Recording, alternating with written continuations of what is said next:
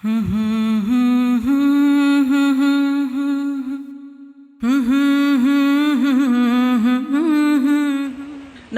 ونصلي على رسوله الكريم اما بعد فاعوذ بالله من الشيطان الرجيم بسم الله الرحمن الرحيم رب اشرح لي صدري ويسر لي امري واحلل عقدة من لساني يفقهوا قولي. سیدہ ہند بنت عمرو رضی اللہ عنہا. نام ہند، والد کا نام عمرو بن حرام، بھائی کا نام عبداللہ بن عمرو بن حرام. انہوں نے جنگ احد میں شہادت پائی، یعنی والد نے. سیدہ ہند رضی اللہ عنہا حدیث کے مشہور اور معروف راوی جابر بن عبداللہ کی پھوپھی تھیں. سیدہ ہند کا خاوند عمرو بن جموح زمانہ جاہلیت میں یثرب کا سردار تھا اور اس کا شمار انصار مدینہ کے معززین میں ہوتا تھا. ان کا تعلق خزرج سے تھا، ٹھیک ہے، اور خزرج کے قبیلے بنو سلمہ سے. سیدہ ہند اور ان کے خاوند کا اسلام قبول کرنا. رسول اللہ صلی اللہ علیہ وسلم نے مصعب بن عمیر کو دینی احکام کی تعلیم دینے کے لیے مدینہ منورہ بھیجا. ان کی دعوت سے اسلام پھیلا. انہوں نے اہل مدینہ کو قرآن پڑھ کر سنایا. اہل مدینہ قرآن سن کر جوق در جوق دار اسلام میں داخل ہونے لگے. ہند بھی متاثر ہو کر مسلمان ہو گئیں. ہند کے خاوند عمرو بن جموح نے زمانہ جاہلیت میں اپنے گھر کے ایک کمرے میں ایک بت نصب کر رکھا تھا.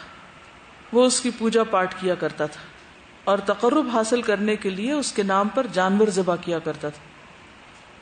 عمرو بن جموح حبشہ سے ایک بہت عمدہ لکڑی لایا اور اس نے بڑھئی کو تلقین کی کہ وہ اس لکڑی کا خاص اہتمام کے ساتھ بت بنائے. جب بت تیار ہو گیا تو اس نے اس کا نام منات رکھا. اسے عمدہ قسم کے لباس سے آراستہ کیا اور اعلیٰ قسم کی خوشبو سے مہکایا. اس کو یہ نہیں پتا تھا کہ اس کی یہ تمام محنت اکارت جائے گی. جب اہل مدینہ کو یہ پتا چلا کہ مصعب بن عمیر ابو امامہ اسد بن زرارہ کے گھر فروکش ہوئے ہیں، یعنی وہاں انہوں نے ڈیرا ڈالا ہے، تو ان لوگوں نے بھی ارادہ کر لیا کہ اس کے گھر جا کر مصعب بن عمیر کی باتیں سنیں. ہند کے 3 بیٹے معوذ، معاذ اور خلاد پہلے ہی دین اسلام قبول کر چکے تھے، اور ان میں سے جو معاذ تھے یہ تو بیعت عقبہ ثانیہ میں شریک بھی تھے. ان کے باپ عمرو بن جموح کو اس کا علم نہیں تھا. ہند بھی ایمان کی نعمت سے سرفراز ہو چکی تھی، جس طرح کہ ان کے بیٹے ایمان کی نعمت سے سرفراز ہو چکے تھے، لیکن اس نے اپنے خاوند سے اپنے اسلام کو چھپا رکھا تھا. وہ کسی مناسب موقع کی تلاش میں تھی کہ اپنے بیٹے کے مومن ہونے کا اعلان کریں. یہ ایسا کیوں کیا تھا انہوں نے؟ جس عورت کے 3 بیٹے اور ایک روایت میں نے پڑھا کہ ان کے چوتھے بیٹے عبد الرحمن جو تھے وہ بھی مسلمان تھے.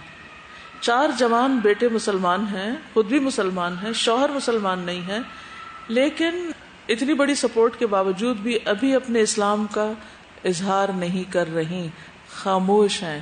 کیوں؟ اس سے کیا پتہ چلتا ہے؟ مناسب موقع کے انتظار میں تھی. گھر کی فضا کو پرسکون رکھنے کے لیے ابھی خاموش تھی.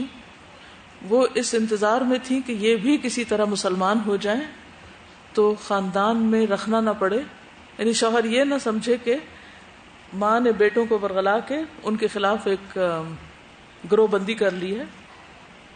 تو اب آپ دیکھیے کہ انہوں نے ابھی خاموشی اختیار کی ہوئی ہے. ماں جو ہے جوان بیٹوں کی کس طرح تربیت کر رہی ہے اور کس طرح ان کو ایسے طریقے بتا رہی ہے کہ جس سے باپ سمجھ جائے، خود سمجھے. سپیس دے رہے کہ خود سمجھے. ہمیشہ جو چیز دوسرا شخص خود سمجھے وہ زیادہ پائیدار ہوتی ہے بنسبت اس کے کہ ٹھونس دی جائے. اگر کوئی عورت اپنے شوہر کی عزت نہیں کرنا جانتی تو کچھ نہیں اس کے پلے. اللہ نے جب 1 ڈگری ابو بنا دیا تو پھر کیا لازم آتا ہے کہ نہیں بھی کچھ چیزیں اچھی لگتی تو بھی صبر اور حکمت کے ساتھ ان چیزوں کو تبدیل کیا جائے، اس کا آلٹرنیٹ دیکھ لیا جائے. کئی طریقوں سے انسان اس مشکل سے ایک طرف ہو سکتا ہے بجائے کہ ہر وقت جا کے اس مشکل میں ٹکر مارنے کے اور اپنے زندگی برباد کرنے میں. تو اس میں صبر اور حکمت کی ضرورت ہے. عمرو بن جموح کے بیٹے سیدنا مصعب بن عمیر کی مجالس میں بڑی پابندی کے ساتھ شریک ہوا کرتے تھے. وہ اپنے گھر واپس آ کر اپنی والدہ کو ان قرآنی آیات کی تعلیم دیا کرتے تھے. جو انہوں نے سیدنا مصعب بن عمیر سے سن کر زبانی یاد کی ہوئی تھی. اپنے باپ کی غیر حاضری میں جو انہوں نے دینی احکام سیکھے ہوئے تھے ان احکام کے بارے میں بھی اپنی والدہ کو آگاہ کیا کرتے تھے. جب مدینہ منورہ کے گھروں میں ان باتوں کا چرچا ہونے لگا جو مصعب بن عمیر کی مجالس میں ہوا کرتی تھی اور مصعب بن عمیر کے مصاحبین میں اضافہ ہونے لگا تو عمرو بن جموح کو خطرہ لاحق ہوا کہ کہیں اس کے بیٹے بھی مصعب بن عمیر کی باتوں میں نہ آ جائیں اور اس کے پیروکاروں میں سے نہ ہو جائیں.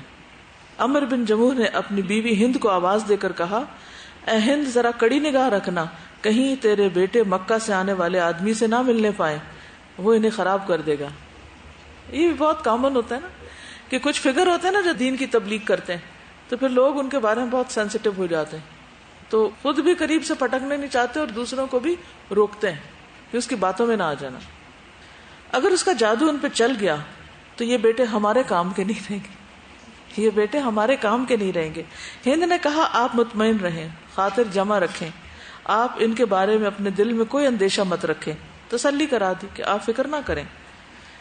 سیدنا معاذ بن عمرو نے اپنے ساتھی کو باپ کے طرز عمل کے بارے میں بتا رکھا تھا.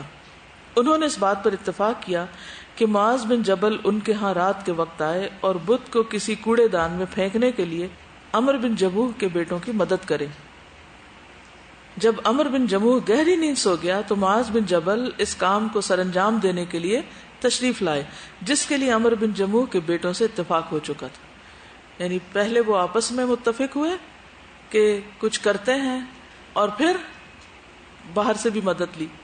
انہوں نے رات کی تاریکی میں بت کو اٹھایا اور گندگی سے بھرے کنویں میں منہ کے بل جا پھینکا. عمرو بن جموح صبح کے وقت نیند سے بیدار ہوا، منات بت کے کمرے کی طرف گیا تاکہ وہ اپنے یومیہ معمول کے مطابق اس کی پوجا پاٹ کرے. اس نے اپنے بت منات کو کمرے میں نہ پایا. وہ چیختا چلاتا دھمکیاں دیتا ادھر ادھر گھومنے لگا. پھر اس نے اپنی بیوی ہند اور بیٹوں کو آواز دے کر اپنے پاس بلایا اور ان سے بت کے بارے میں پوچھا. انہوں نے کہا کہ ہمیں تو کچھ معلوم نہیں وہ یہاں سے کہاں غائب ہو گیا. عمرو بن جموح گھر سے اپنے بت کو تلاش کرنے کے لیے نکلا کیونکہ معاذ بن جبل نے پھینکا تھا نا، تو اس لیے انہوں نے ذمہ داری نہیں قبول کی. عمرو بن جموح گھر سے اپنے بت کو تلاش کرنے کے لیے نکلا. تھوڑی دیر بعد واپس آیا. اس نے بت کو اٹھا رکھا تھا. وہ بت اسے کوڑے کے ڈھیر میں گندگی سے لت پت ملا. گھر میں بیٹھ کر وہ اسے صاف کرنے لگا. اس نے اسے عطر لگایا اور اس سے وعدہ کیا کہ جس نے بھی اس پہ یہ ظلم ڈھایا ہے وہ اس سے انتقام ضرور لے گا. ہند اور اس کے بیٹے انگشت بدندار رہ گئے کہ قوم کا سردار کیا بچگانہ قسم کی حرکتیں کر رہا ہے. وہ ایک گنگی بہری لکڑی کے ساتھ باتیں کر رہا ہے. وہ اس سے معذرت کر رہا ہے حالانکہ وہ اس کی باتوں کو سننے کی صلاحیت ہی نہیں رکھتا. بعد ازاں عمرو بن جموح تلوار لایا اور اس نے تلوار اپنے بت منات کے گلے میں لٹکا کر کہا کہ اگر اب دوبارہ کوئی تجھے اٹھانے کے لیے تیرے قریب آئے تو اس تلوار کے ساتھ اس کا کام تمام کر دینا. یہ تلوار میں دفاع کے لیے تیرے سپرد کر رہا ہوں، اس سے اپنے دشمن کا کام تمام کرنا. جب یہ بوڑھا شخص نیند کی آغوش میں چلا گیا تو سیدنا معاذ بن جبل تشریف لے آئے. عمرو بن جموح کے بیٹوں نے اس سے تعاون کیا اور ان سب نے مل کر بت کو اٹھایا اور پھر گندگی کے ڈھیر پہ پھینک دیا. بازار میں ایک کتا مرا پڑا تھا، اسے اٹھا کر بت کے ساتھ باندھ دیا اور چپکے سے واپس آ گئے. انہوں نے ایسا انداز اپنایا گویا کچھ ہوا ہی نہیں. جب عمرو بن جموح دوسرے دن نیند سے بیدار ہوئے تو اپنے بت منات کو غائب پا کر گھبرا گئے. وہ زوردار آواز میں چیخا چلایا اور پے در پے دھمکیاں دینے لگا. گھر سے باہر نکلا تو اس نے دیکھا کہ اس کا منات نامی بت گندگی کے ڈھیر پر اوندھے منہ پڑا ہے اور اس کی گردن کے ساتھ مرا ہوا کتا بھی بندھا ہے. کس کے ساتھ کتا بندھا ہوا تھا؟ بت کے ساتھ. اور اس نے اپنا دفاع بالکل ہی نہیں کیا، یعنی تلوار کے ساتھ کچھ کیا ہی نہیں. تو عمرو بن جموح نے سمجھ لیا کہ یہ بت اس لائق نہیں کہ اس کی عزت و تکریم کی جائے، یعنی اپنی حفاظت بھی نہیں کر سکا. اسے وہیں گندگی میں پڑا چھوڑ کر دل گرفتہ اور کبیتہ خاطر ہو کر اپنے گھر آیا. یعنی اب اس دفعہ یہ ہوا کہ وہ بت کو چھوڑ آیا. جب اس کی بیوی ہند اور بیٹوں نے اسے غمزدہ دیکھا تو اس سے پوچھا کہ آج آپ افسردہ اور غمزدہ کیوں ہیں؟ انہوں نے انہیں کوئی جواب نہ دیا. پھر انہوں نے لمبی آہ بھرتے ہوئے اپنی بیوی ہند سے کہا، آپ کے بیٹوں نے آپ کی مخالفت تو نہیں کی؟ جس اندیشے کا میں نے آپ سے تذکرہ کیا تھا اس کا انہوں نے خیال رکھا ہوگا. ہند نے کہا، بالکل انہوں نے میری ہدایات پر عمل کیا. البتہ معاذ نے ایک روز اس مکی مبلغ کی کچھ باتیں سن لی تھی، آپ اس کو اپنے پاس بلائیں. عمرو بن جموح نے آواز دی بیٹے کو. وہ ساتھ والے کمرے میں تھا. آواز سنتے ہی اس نے کہا، میں حاضر ہوں، ابھی آیا. جب بیٹا اپنے باپ کے سامنے کھڑا ہوا تو انہوں نے پوچھا، کیا آپ نے مکہ سے آنے والے عالم سے کوئی نئی بات سن کر زبانی یاد کی ہے؟ اس نے کہا ہاں ابا جان، میں نے جو کچھ اس سے سنا ہے اسے زبانی یاد کر لیا تھا۔ تو عمر نے کہا بیٹا مجھے بھی کچھ سناؤ جو تم نے یاد کیا۔ تو اس نے سنایا۔ سورت فاتحہ سن کر عمرو بن جموح ہم کلامی کا انداز اختیار کیے ہوئے کہنے لگے یہ کلام کتنا دلکش، دل فریب اور خوبصورت ہے۔ پھر اس نے اپنے بیٹے سے کہا کیا اس کی ساری باتیں ہی اس طرح دلکش اور خوبصورت ہیں؟ جب تھوڑی سی چیز چکھ لی تو باقی کے اوپر بھی۔ معاذ بن عمر نے مسرت سے جھومتے ہوئے کہا ابا جان بالکل اس کی ساری باتیں ہی نہایت عمدہ، دلکش اور دل فریب ہیں، ساری باتیں میٹھی اور رس بھری ہیں۔ کیا آپ خود اس کے پاس جا کر اس کی باتیں نہیں سنیں گے؟ ایک قدم آگے بڑھا دیا۔ پوری حکمت پر آپ غور کیجئے۔ آپ ابھی آ جائیں، اس کے ہاتھ پر بیعت کر لیں، ایک قدم اور آگے۔ قوم کے معززین اسد بن زرارہ، اسید بن حزیر، سعد بن معاذ، سعد بن عبادہ اور عبداللہ بن رواحہ جو قبیلہ اوس اور خزرج کے سردار ہیں، وہ آپ سے سبقت لے گئے ہیں۔ وہ سب ان باتوں پر ایمان لا چکے ہیں جو یہ مکی مبلغ بیان کرتا ہے۔ عمرو بن جموح کی بیوی نے حوصلہ دلاتے ہوئے اپنے خاوند سے کہا اگر آپ اس مکی نوجوان کی باتوں کو سنیں گے، اس کے پاس جائیں گے، اس کے ہاتھ پر بیعت کر لیں تو آپ کے لیے بہت بہتر ہوگا۔ وہ کہنے لگے میں اپنے خداؤں سے اس کے بارے میں مشورہ کرتا ہوں۔ وہ کیا کہتے ہیں؟ وہ رکاوٹیں ایک نہیں ہوتی، ایک کے بعد ایک ہوتی ہے، جب تک آخری تار نہ کاٹ دی جائے تو رستہ نہیں کھلتا۔ اس کے بیٹے معاذ نے کہا ابا جان کیا آپ گنگی بہری لکڑی سے جواب کا انتظار کرتے ہیں، یعنی یہ بتائیں گے آپ کو؟ عمرو بن جموح نے کہا بیٹا یہ تم کیا کہہ رہے ہو؟ اس نے کہا ابا جان میں ٹھیک کہہ رہا ہوں، جس لکڑی کو آپ معبود بنائے ہوئے ہیں یہ کچھ بھی نہیں۔ پھر عمرو بن جموح نے خود کلامی کا انداز اپناتے ہوئے کہا ہاں یہ تو درست ہے کہ لکڑی گونگی اور بہری ہے، نہ کچھ سمجھتی ہے نہ محسوس کرتی ہے، یہ ادراک و احساس سے بالکل محروم ہے۔ پھر عمرو بن جموح نے اپنے اہل خانہ کی طرف دیکھتے ہوئے کہا کیا تم اس نظریے کے قائل نہیں جس کا میں قائل ہوں؟ اس کی بیوی ہند اور بیٹوں نے کہا کیوں نہیں، آپ ہمارے سردار ہیں۔ عمرو بن جموح نے کہا تم سب گواہ رہنا، میں نے ایمان قبول کر لیا ہے اور میں تمہارے روبرو گواہی دیتا ہوں کہ اللہ کے سوا کوئی معبود حقیقی نہیں، اور میں گواہی دیتا ہوں کہ محمد اللہ کے رسول ہیں۔ عمرو بن جموح نے جب اپنی بیوی اور بیٹوں کے سامنے کلمہ شہادت پڑھ کر دائرہ اسلام میں داخل ہونے کا اعلان کیا تو سارا خاندان مسرت و شادمانی سے جھوم اٹھا۔ اس سے پہلے انہیں اس نوعیت کی سعادت کبھی میسر نہیں آئی تھی۔ عمرو بن جموح نے سیدنا مصعب بن عمیر کی طرف پیغام بھیجا کہ وہ ان کے گھر تشریف لائیں۔ سیدنا مصعب بن عمیر ان کی دعوت کو قبول کرتے ہوئے ان کے گھر تشریف لائے اور اس گھر کو بتوں کی آلائش سے پاک کیا اور اسے قرآنی آیات کی خوشبو سے مہکایا۔ مصعب بن عمیر نے یہ رات خوش و خرم اس گھر میں بسر کی۔ ابھی آخر میں جو کہتی ہے نا فلاں فلاں بھی مسلمان ہو گیا ہے، یہ تو جسے کہتے ہیں نا کہ اچھا میں پیچھے رہ گیا، یہ احساس جو ہے، کیونکہ بہت دفعہ ایسا تھا نا ہم کام میں سستی کر رہے تھے، سستی جب دیکھتے فلانا نکل گیا آگے تو ہم کہتے اچھا ہم بھی چلتے ہیں۔ کہتے ہیں کہ انہوں نے اس موقع پر شعر بھی پڑھا تھا اتوب الی اللہ فیما مضی واستنقذ اللہ من نارہ ہدانی وقد کنت فی ظلمۃ حلیف منات واحجارہ۔ اتوب الی اللہ، میں اللہ کی طرف توبہ کرتا ہوں، فیما مضی، ان سب چیزوں میں جو پہلے گزر چکی، جو بھی میں نے غلطیاں کی، اور میں اللہ سے آگ سے بچنے کی دعا کرتا ہوں۔ استنقذ اللہ من نارہ، ہدانی، اس نے مجھے ہدایت دی، وقد کنت فی ظلمۃ، حالانکہ میں اندھیرے میں تھا، ظلمت میں تھا۔ میں کون تھا؟ حلیف منات، منات کا دوست، واحجارہ، اور دیگر پتھروں کا دل دادا تھا۔ میں کیا کر رہا تھا؟ خود ہی ریئلائز کر لیا۔ اصل چیز یہی ہے، اسی کا نام تبلیغ ہے کہ دوسرا شخص اپنی غلطی کو خود ریئلائز کر لے۔ ایک ہے تانوں سے ریئلائز کروانا اور ایک ہے کہ وہ خود اس کی آنکھیں کھل جائے کہ میں کیا کر رہا تھا۔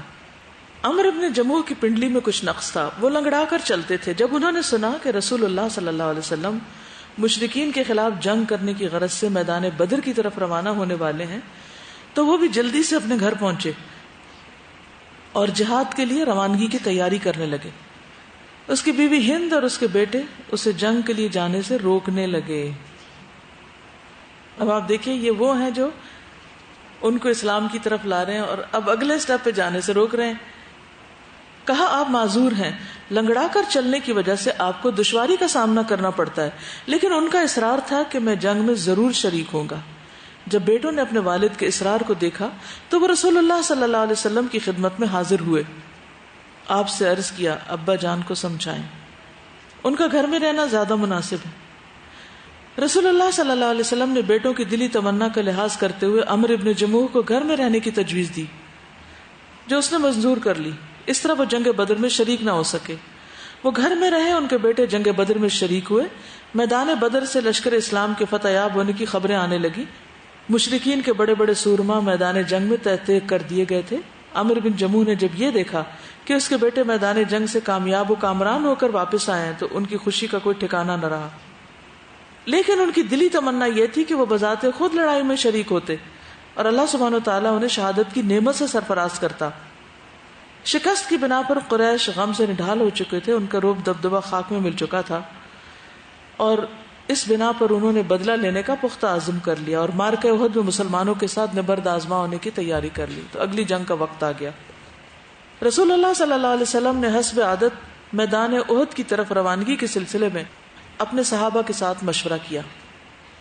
صحابہ کرام نے حضور صلی اللہ علیہ وسلم کی تائید کی، لیکن منافقین نے اس سلسلے میں مخالفت کی۔ ان منافقین کا سرغنہ عبداللہ ابن ابی ابن سلول تھا۔ نبی صلی اللہ علیہ وسلم کے وہ صحابہ جو جنگ بدر میں شریک نہ ہو سکے تھے، وہ جنگ احد میں مشرکین کے ساتھ پوری جرت کے ساتھ پنجہ آزمائی کرنے کا ارادہ رکھتے تھے، تاکہ جنگ بدر میں شریک نہ ہو کر جس خیر و بھلائی سے وہ محروم رہ گئے تھے وہ جنگ احد میں حاضری دے کر حاصل کر لیں۔ انہی میں سیدنا عمرو ابن جموح بھی تھے۔ جب سیدنا عمرو ابن جموح مسرت و شادمانی سے سرشار گھر میں داخل ہوئے تو ان کی بیوی ہند اور بیٹے گھبرا گئے، کیونکہ انہوں نے انہیں اس سے پہلے اس طرح کی وارفتگی کی حالت میں کبھی نہیں دیکھا تھا۔ جب انہوں نے دیکھا وہ اپنے ہتھیار تھامے ہوئے تو انہوں نے پوچھا اے ابو معاذ کہاں کا ارادہ ہے؟ کہا میں اپنے خیالات کو حقیقت کا روپ دینا چاہتا ہوں، میں رسول اللہ صلی اللہ علیہ وسلم کے ساتھ میدان احد کی طرف روانہ ہو رہا ہوں۔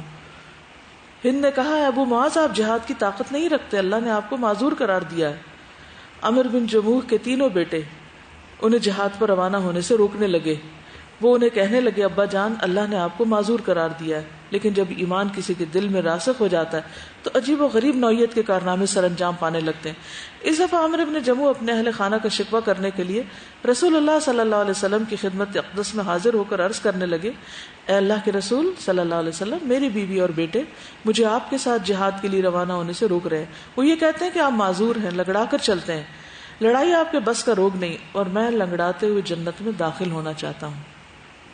رسول اللہ صلی اللہ علیہ وسلم نے جب ان کا یہ سچا جذبہ دیکھا تو آپ نے اہل خانہ سے ارشاد فرمایا لا تمنعوه لعل اللہ یرزقہ الشہادہ، مت روکو، شاید اللہ تعالیٰ انہیں شہادت عطا کر دے۔ عمرو بن جموح نے اس موقع پر ایک دعا کی تھی اللہم ارزقنی شہادتا ولا تردنی خالیا الی اہلی، اے اللہ مجھے شہادت نصیب کرنا اور مجھے اپنے گھر ناکام واپس نہیں لوٹانا۔